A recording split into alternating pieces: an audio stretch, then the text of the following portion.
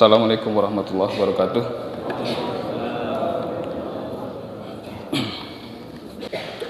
Bismillahirrahmanirrahim. Qala al-musannif rahimahullahu ta'ala wa nafa'na bihi wa ulumihi fid dharaini amin. Kita lanjutkan bacaan tafsir Munir Syekh Nawawi Suratul Baqarah. Wa qala Allah ta'ala fi kitabihil karim A'udzu billahi minasy syaithanir rajim. Bismillahirrahmanirrahim. Walan tarda 'ankal yahudu walan nasara hatta tattabi'a millatahum Qul inna hudallahi huwal huda wala in ittaba'ta ahwa'ahum ba'da alladhi ja'aka minal ilmi ma laka minallahi min waliyyin wala nasir. Allah Subhanahu wa taala berfirman, walang tarda 'ankal yahudu walan nasara. Dan sekali-kali tidak akan ridha kepadamu orang Yahudi dan orang Nasrani hatta tattabi'a millatahum, sehingga engkau mengikuti millah mereka. Qul, katakanlah wahai Nabi, inna hudallahi huwal huda. Sesungguhnya hidayah Allah adalah sebenar-benarnya hidayah. Wala in ittaba'ta ahwa'ahum, dan jika engkau wahai Rasul mengikuti hawa nafsu mereka, ba'da alladzi ja'aka minal ilmi, setelah datang kepadamu wahai Nabi ilmu dari Allah, malaka minallahi min waliyyin wala nasir, dan engkau tidak akan mendapatkan selain Allah wali, pelindung, nasir, penolong. Shadaqallahul adzim. Baik, pada ayat yang lampau telah kita baca bahwasanya Allah Subhanahu wa taala mengutus nabi kita itu sebagai basyiron wa nadhira, ya, sebagai pemberi kabar gembira sekaligus pemberi peringatan. Kemudian Rasul tidak akan dimintai pertanggungjawaban tentang orang-orang yang masuk ke dalam nerakanya Allah setelah mereka itu mendapatkan peringatan dan dakwah. Murni masing-masing tanggung jawab jiwa yang memilih jalan yang buruk. Kemudian dalam ayat selanjutnya 120, Allah Subhanahu wa taala menyebutkan bahwa orang-orang ahlul kitab, dalam hal ini adalah Yahudi dan Nasrani, baik pada masa Rasul maupun setelahnya, mereka tidak akan pernah ridho. Spesifik Allah menyebutkan dengan lafaz lan yang artinya bukan sekedar tidak, tetapi tidak pernah dan tidak akan pernah. Makna lan itu walan tarada, dan sekali-kali tidak akan pernah ridho. Apa ridho itu? Ridho itu maknanya luas. Yang pertama, ridho itu maknanya rela. Ya, ridho itu maknanya rela, bahasa Indonesia. Kalau kita meridhoi sesuatu, berarti kita sudah merelakannya. Nah, rela itu menunjukkan suatu penerimaan di dalam hati seseorang. Nah, kita sering agak terbalik antara ridho dengan ikhlas. Ya, kalau ikhlas itu kaitannya dengan memberi, mengeluarkan. Kalau ridho atau rela kaitannya menerima, penerimaan. Seseorang yang ridho dengan rizki dari Allah, maka hatinya menerima itu. Sama sekali tidak terbersit di dalam hatinya suatu protes kepada Allah atau suatu pertanyaan, kenapa dapat sedikit, kenapa dapat banyak, yang lain banyak, kenapa saya sedikit. dia terima. Sesungguhnya seseorang hamba jika diberikan Allah rasa rela di dalam hatinya, itu lebih baik daripada Allah berikan harta seisi dunia tetapi dia tidak mendapatkan rasa ridho. Itu disebutkan man radiya minallahi bil qalil radiyallahu minhu bil qalil. Siapa yang ridho dengan pemberian Allah kepadanya yang sedikit, maka Allah ridho dengan amalnya walaupun sedikit. Jadi siapa yang mau diridhoi Allah, dia harus ridho kepada pemberian Allah. Nanti tidak ada rasa dengki kepada saudaranya, ya, tidak ada rasa iri. Kalau dapat sedikit, kalau ada rasa dapat banyak, tidak ada rasa ujub, takabur. Kenapa? Dia mengetahui bahwa dia hanya menerima itu dari Allah. Dan Allah memberikan fadilah kepada siapapun yang Allah kehendaki. Ya kan? Makanya salah satu zikir kita itu kan qulillahumma malikal mulki tu'til mulka man tasya wa tanzi'ul mulka mimman tasya wa tu'izzu man tasya wa tudzillu man tasya. Katakanlah, ya Allah, ya Tuhan kami, Engkaulah sang raja di raja. Engkau memberikan kerajaan kepada siapapun yang Engkau kehendaki, dan Engkau mencabut kerajaan dari siapapun yang Engkau kehendaki. Engkau memberikan kemuliaan kepada siapapun yang Engkau kehendaki. Engkau memberikan kehinaan kepada siapapun yang Engkau kehendaki. Kita ini nggak bisa apa-apa, nggak bisa. Nggak usah bicara kemuliaan dan kerajaan. Kita bahkan tidak mampu menciptakan perbuatan kita sendiri. Karena semua perbuatan yang kita lakukan itu semuanya diciptakan oleh Allah. Maka harus ridho kepada Allah Subhanahu wa ta'ala. Orang-orang ahlul kitab Yahudi dan Nasrani, mereka tidak akan pernah ridho, tidak akan pernah menerima Islam dan umat Islam ini. Ya. Sampai kapan? Hatta tattabi'a millatahum. Sampai kamu mengikuti millah mereka. Millah itu artinya agama. Sama dengan din. Ya, din juga artinya agama. Millah juga agama.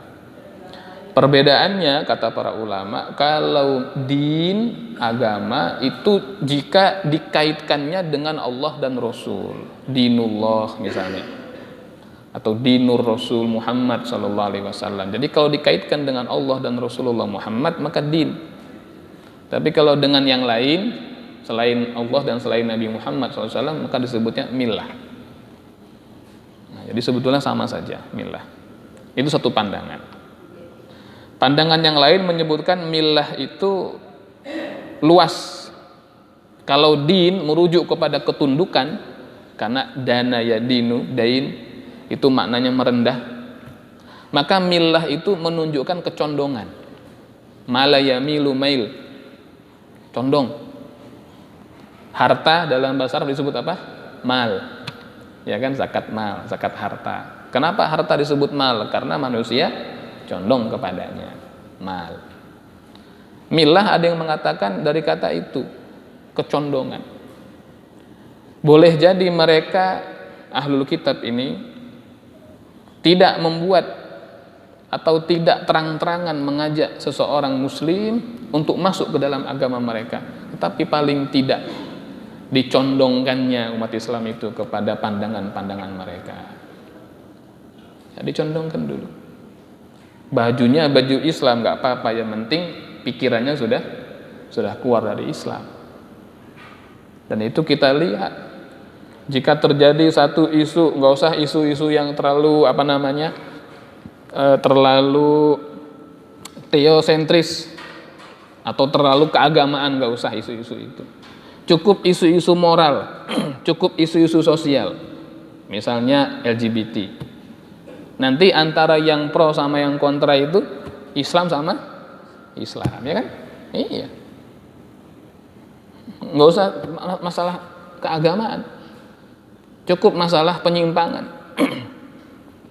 Sekarang ini kan yang digaungkan LGBT misalnya dikampanyekan sebagai apa? Sebagai sebuah perbedaan. LGBT itu bukan perbedaan, itu penyimpangan. Kita terbuka dengan perbedaan, tetapi kita tidak menerima dan tidak mentolerir penyimpangan. Tapi kalau dihadapkan dalam sebuah forum, nanti yang pro dan kontra itu Islam sama Islam orangnya. Ya, kita sedih melihat itu. Saudara kita orang Islam, tetapi pikirannya ya, sudah condong pada kekufuran. Na'udzubillah. Qul inna hudallahi huwal huda. Katakanlah wahai Nabi, sesungguhnya petunjuk Allah adalah sebenar-benarnya petunjuk. Disinilah kuncinya. Barang siapa yang ingin selamat dari makarnya orang-orang Yahudi dan Nasrani, sehingga tidak goncang akidahnya, tidak miring pemikirannya kepada pemikiran yang menyimpang, hendaklah dia berpegang kepada hidayah Allah. Nah, di antaranya kata para ulama, misalnya membiasakan membaca yang tadi oleh imam kita dibaca di dalam sholat, Rabbana la tuzigh qulubana ba'da idh hadaitana wa hab lana min ladunka rahmatan innaka antal wahhab. Membaca itu, Rabbana, ya Tuhan kami, la tuzigh qulubana, jangan engkau jadikan hati kami ini condong pada kejelekan. Ba'da idh hadaitana, setelah dia engkau berikan hidayah atau petunjuk. Iya. Wa hab lana min ladunka rahmah, dan anugerahkanlah kepada kami dari sisimu rahmat, innaka antal wahhab, sesungguhnya engkau ya Allah yang maha menganugerahkan rahmat. Itu kata para ulama, kalau dibaca rutin, maka yang membacanya akan diberikan beberapa fadilah. Yang pertama, hatinya dijaga dari fitnah. Ya, fitnah.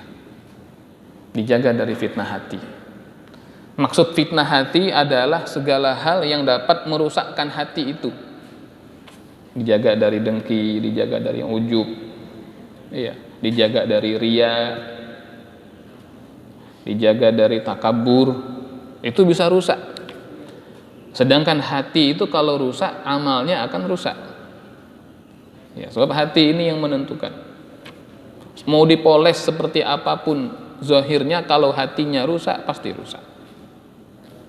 Nah, berapa banyak kita lihat orang amalnya bagus, tapi hatinya tidak tulus, tidak lurus. Akibatnya apa? Amalnya hangus, celaka dia. Ya, baru siso misalnya. Ya, beribadah sekian lama, sekian ratus tahun, rusak. Ya. Nah, yang kedua diantaranya fadilahnya adalah dijaga dari aliran yang sesat. Ya, dijaga dari aliran sesat. Berapa banyak orang yang Islam, ya kan, ibadah, umur 50 tahun, jebret ngaku nabi, gitu. Ngaku nabi, nggak tanggung-tanggung. Ya, bukan ikut ajaran nabi baru, tapi bahkan ngaku nabi. Nah, akhirnya meninggal dalam keadaan mengaku sebagai nabi. Naudzubillah. Nah, itu aliran sesat. Yang ketiga, dijaga dari fitnah dunia. Ya, fitnah dunia. Dijaga dari fitnah dunia. Nauzubillah tsumma nauzubillahi min dzalik. Nah, yang keempat, dijaga dari dicabutnya hidayah. Nah, diamalkan itu, dibaca rutin, habis sholat nggak apa-apa. Ya Rabbana la tuzigh qulubana ba'da idh hadaitana wa hab lana min ladunka rahmatan innaka antal wahhab. Kemudian orang yang miring-miring ya pendapatnya kepada orang-orang kafir ini biasanya orang-orang munafik. Ya kan? Ya, orang munafik. Orang-orang munafik ini cepat sekali kalau diajak merapat kepada mereka. Tapi kalau diajak merapat kepada saudaranya yang seagama itu sulit. Nah, padahal Allah Subhanahu wa taala melarang kita untuk merapatkan diri kepada orang-orang kafir dengan meninggalkan min dunil mukminin, meninggalkan orang-orang mukmin. Nah, bagaimana supaya kita ini dijaga dari kemunafikan? Dalam sebuah hadis disebutkan kalau ingin dijaga dari kemunafikan maka harus terbiasa membaca ayat kursi setelah sholat fardu. Ya, setelah sholat fardu. Itu dia baca ayat kursi. Karena di antara keutamaan ayat kursi, idza quri'at, apabila dibaca ba'dal maktubah, setelah sholat fardu, itu adalah terjaga si pembaca minan nifaq, dari kemunafikan. Makanya orang munafik itu nggak kuat ngamalin ayat kursi habis sholat fardu itu. Iya, nggak kuat dia. Nah, kan? Nah, kita baca itu kan. Dalam ayat kursi itu terdapat 2 ismul azam, yaitu al-hayyu dan al-qayyum. Ya hayyu ya qayyum itu ismul azam. Ya, nama Allah yang paling agung. Semua sifat-sifat dan nama-nama Allah cukup dengan ya hayyu ya qayyum. Itu kalau dijadikan zikir harus satu paket. Ya. Kecuali orang ngantuk. Ada orang ngantuk nggak? Orang ngantuk kan ada nggak? Dikit-dikit ngantuk. Nah, itu bacanya ya qayyum, itu baca itu. Ya qayyum, ya qayyum, ya qayyum. Iya. Ya kan, ya qayyum la ta'khudhuhu sinatu wala naum, ya kan? Iya, nggak ngantuk, nggak tidur. Maka kata para ulama, baca ya qayyum, ya qayyum, ya qayyum kalau orang yang ngaji baru duduk udah tidur gitu. Iya. Baca ya qayyum yang banyak. Itu fadilahnya. Dulu di pondok begitu soalnya Pak Haji. Iya. Kadang-kadang ada orang disebutnya pelor, asal nempel molor. Iya, santri ada yang begitu. Ya, kata ustadz ini baca ya qayyum ente katanya. Dia baca ya qayyum nggak tidur. Masya Allah. Ya, tapi kemunafikan itu berat. Nabi pernah menyebut man kanat fihi khaslat minan nifaq, kanat fihi khaslah minan nifaq hatta yada'ah. Orang itu nggak bisa disebut mukmin tulen kalau masih ada sepenggal kemunafikan di dalam hatinya, sampai dia bisa tinggalkan. Ya, sampai dia tinggalkan itu baru disebut mukmin tulen. Nah, di antara ikhtiar kita membaca ayat kursi setelah sholat fardu. Ya, jadi nggak usah terlalu muluk-muluk. Oh, baca ayat kursi dijaga dari jin, dijaga dari santet, dijaga dari ini. Itu mah bonus lah. Ya, bonus. Yang paling utama dijaga dari setan yang ada dalam diri kita yang akan mengajak kita pada kemunafikan. Itu yang paling pokok. Ya. Jadi kalau imamnya zikir, lalu baca Al-Fatihah, lalu baca ayat kursi, kita baca. Kalau imamnya tidak baca ayat kursi, hanya Fatihah saja langsung tasbih, kapan kita baca? Setelah selesai kita zikir itu semua, ya setelah doa baca ayat kursi, nggak apa-apa. Ya, kadang-kadang imamnya ngelihat juga waktunya, habis ini ngaji nih, jangan lama-lama zikirnya. Kadang-kadang begitu. Jadi kadang-kadang malah cukup sampai Allah mantap salam dia doa gitu kan. Nah, tapi kita tetap mengamalkan. Ya, baca sendiri nggak apa-apa. Ya. Wala ini taba'ta ahwa'ahum ba'dalladzi ja'aka minal ilmi, dan jika engkau wahai Nabi berani mengikuti hawa nafsu mereka, ya, kecondongan-kecondongan jelek, ada hawa, ada syahwat. Ya, kalau bahasa Indonesia ada hawa nafsu, ada hawa, ada syahwat. Ini yang jelek dalam diri kita ini, ada hawa, ada syahwat. Kalau syahwat itu kejelekannya condong pada perkara-perkara yang bisa kita lihat. Seperti kalau laki-laki kepada perempuan, syahwat. Kepada harta, kita bisa lihat tuh harta itu. Tapi kalau kecondongannya kepada hal-hal yang tidak terlihat, misalnya kesombongan, kedengkian, riya, itu namanya hawa. Nah, orang yang sesat dan mengajak pada kesesatan, itu yang paling dominan adalah hatinya, bukan materinya. Ya, justru kebalik kadang-kadang. Yang sesat, yang gurunya ini miskin, muridnya kaya. Motivasi si murid mengikuti guru yang miskin tapi sesat kan jelas bukan harta, orang dia udah kaya. Nah, tapi apa berarti yang sesat adalah batin, hatinya. Nah, oleh karena itu kalau engkau ikuti hawa nafsu mereka yang sesat itu, wahai Rasul, ba'dalladzi ja'aka minal ilmi, padahal sudah datang kepadamu ilmu, maksudnya adalah agama, petunjuk Allah dari Allah Subhanahu wa taala, maka malaka minallahi min waliyyin wala nasir. Tidak ada penolong, tidak ada pelindung bagimu selain Allah. Allah membedakan antara wali dengan nasir. Walaupun mungkin artinya bisa dipukul rata, sama-sama penolong.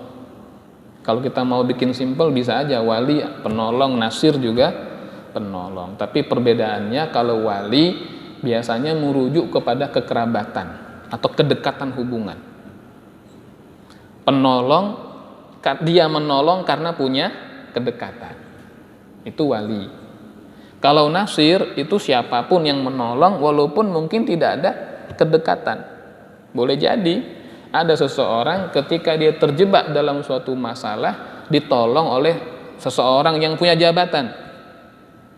Dan yang punya jabatan itu mungkin pamannya, berarti wali, ada kerabat. Atau bukan siapa saja, nggak ada hubungan sama sekali, cuman dia orang adil dan melihat ini perkara benar, dia menolong, maka namanya nasir.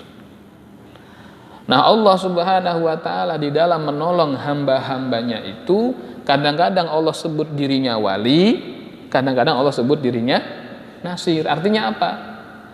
Yang pertama Allah tolong yang dekat dengan Allah. Ya, orang yang dekat dengan Allah.